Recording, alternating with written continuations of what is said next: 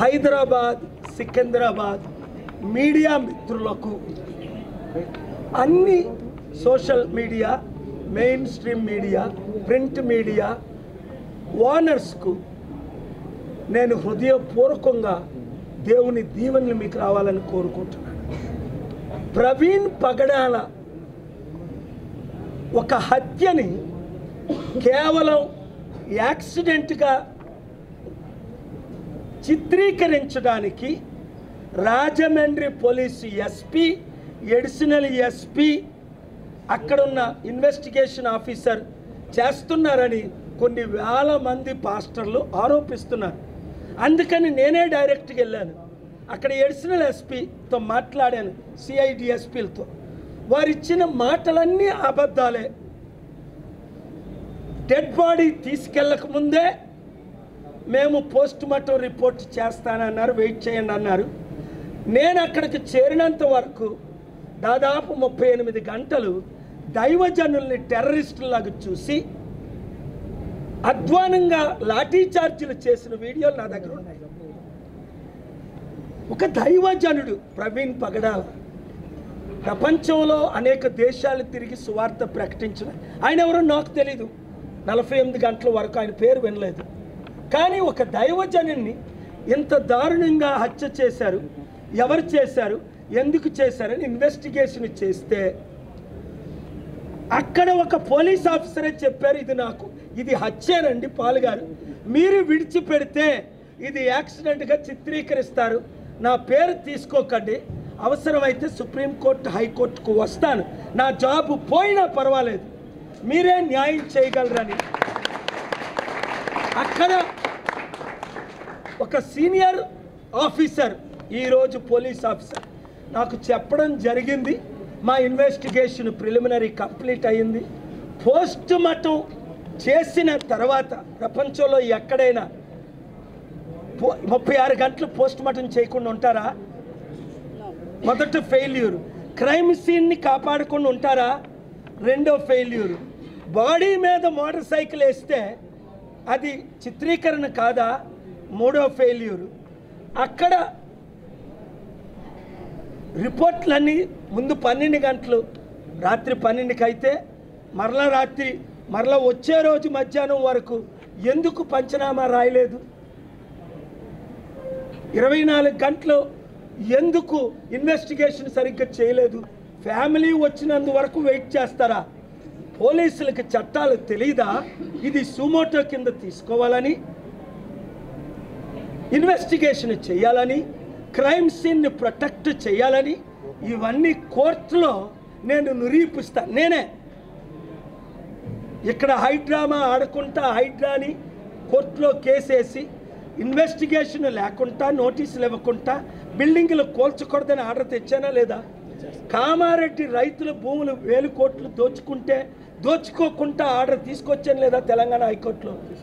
AP ఆంధ్రప్రదేశ్లో Modi government అన్ని గవర్నమెంట్లు స్టీల్ ప్లాంట్ అమ్ముతుంటే ఆపకుండా 5 ఆర్డర్లు తీసుకొచ్చానా లేదా?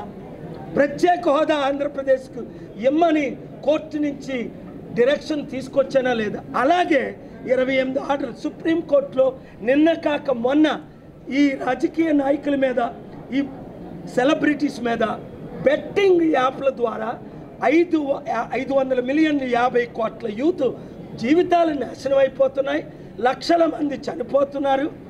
సిస్టమేటిక్ లా తీసుకురావాలని నిన్న కాక మొన్న 48 గంటల క్రిందట ఢిల్లీలో, నిన్న ఏపీ హైకోర్టులో, మరల మధ్యాహ్నం రాజమండ్రిలో, ఇప్పుడు ఇక్కడ రాత్రి పగలు మీ కొరకు నేను ఫైట్ చేస్తున్నాను కనుక మీరందరూ 7569441275కి మీ నియోజకవర్గ పేరు, ఖమ్మం అయితే ఖమ్మం, కొత్తగూడెం అయితే కొత్తగూడెం, సికింద్రాబాద్ అయితే సికింద్రాబాద్, తణుకు అయితే తణుకని ముందు పేరు పెట్టి గ్రూపులు పెట్టి నా నెంబర్కి మీరు యాడ్మిన్ ఇచ్చి 100 మందిని చేర్చి ఇప్పుడున్న దొంగలు, అవినీతి పరులు, మోసగాలు మన వైపు లేనందున ఇవాళ ప్రవీణ్ పగడాల్ని దారుణంగా చంపినా పట్టించుకునే నాదుడు లేడు.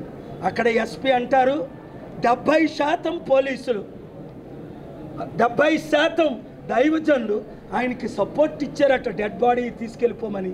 అది పచ్చి అబద్ధం. 5,000 మంది పాస్టర్లో 5గురు కూడా డెడ్ బాడీని తీసుకెళ్ళకూడదు.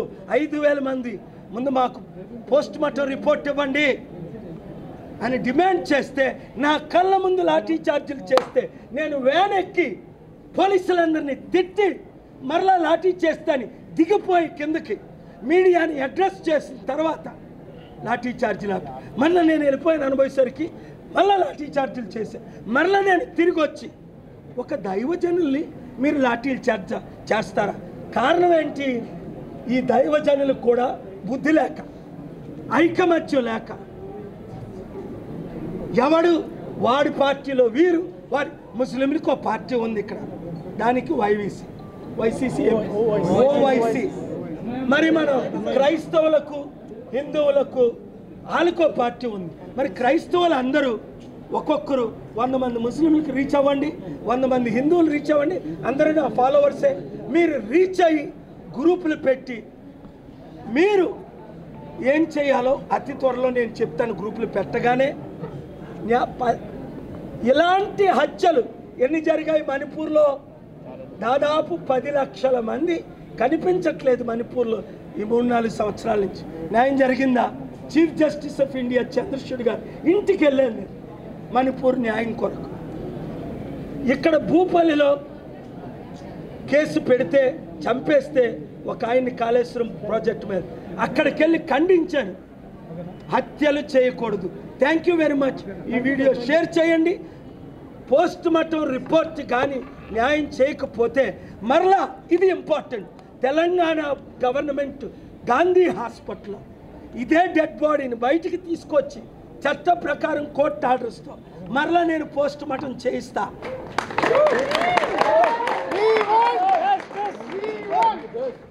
మీరు ఆరోపిస్తున్నట్లు పగడాల ప్రవీణ్ గారి హత్య అయితే ఉత్తరాదిలో దాదాపు 3 దశాబ్దాల క్రితం గ్రాహం స్టెయిన్స్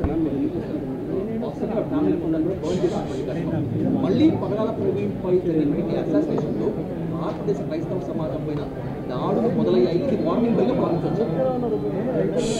గ్రాహం స్టెయిన్స్ హత్య టైంలో నేను హెలికాప్టర్లో దిగిపోయి అక్కడికి, హెలికాప్టర్లో ఎక్కడికి గ్రాహం స్ట్రైన్ చంపిన దగ్గరికి ఒరిస్సాలో నేను రాజమండ్రి శాంతి సభలు జరుగుతుండగా వెళ్ళిపోయి కలెక్టర్ పర్మిషన్ ఇవ్వకపోతే ల్యాండ్ అయ్యి విట్నెస్లందరినీ తీసుకొచ్చి క్రైమ్ సీన్ని కాపాడి కలెక్టర్ని సస్పెండ్ చేయించి దారా సింగ్ని అరెస్ట్ చేయించి వాజ్పేయి గారితో 10 రోజులు కూర్చొని న్యాయం చేశాను. గ్రామ్ స్ట్రైన్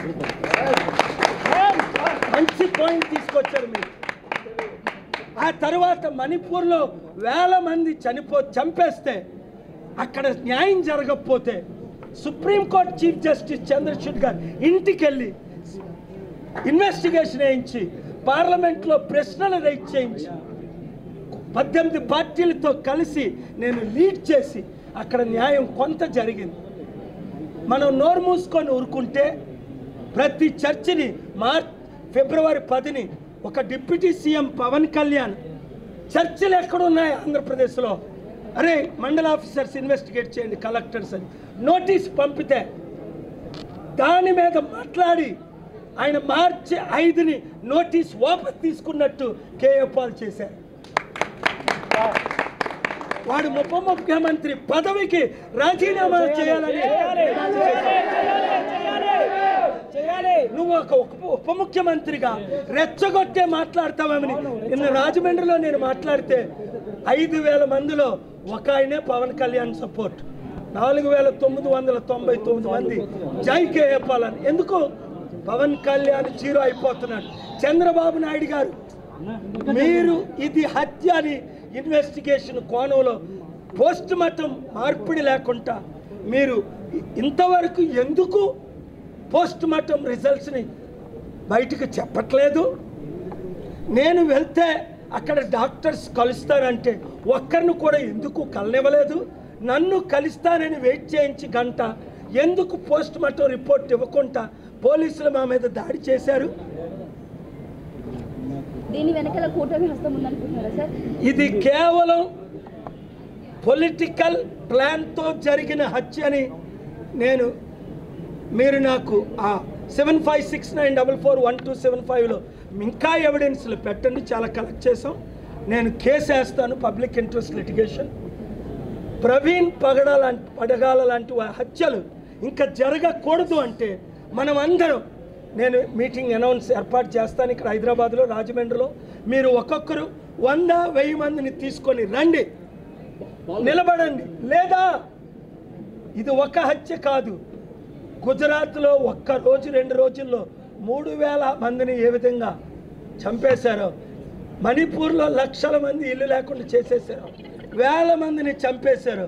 అది మళ్ళీ వచ్చే ఎలక్షన్ తర్వాత జరుగుతుంది. ఒక కేఏ పాలే దేవుడు పంపించిన దూతని నమ్మిన వారు అందరూ గ్రూపులు పెట్టి మిమ్మల్ని మీరు రక్షించుకోండి. రాజమండ్రి నుంచి హైదరాబాద్ వరకు జరిగిన పంతులు మొత్తం అంతా ల్యాబ్స్ మీరంతా కూడా రేస్ చేస్తున్నారు. సో ఇదంతా కనిపిస్తే ఇది వ్యక్తిగత కక్షలతో జరిగింది అనుకుంటారా, లేకపోతే వ్యవస్థ చేసిన హత్యగా? ఇది వ్యక్తిగత హత్య కాదు, మత ప్రవీణంగా జరిగినదని కొన్ని రుజువులు వచ్చాయి. అయిన తర్వాత మాట్లాడడం. Thank you very much.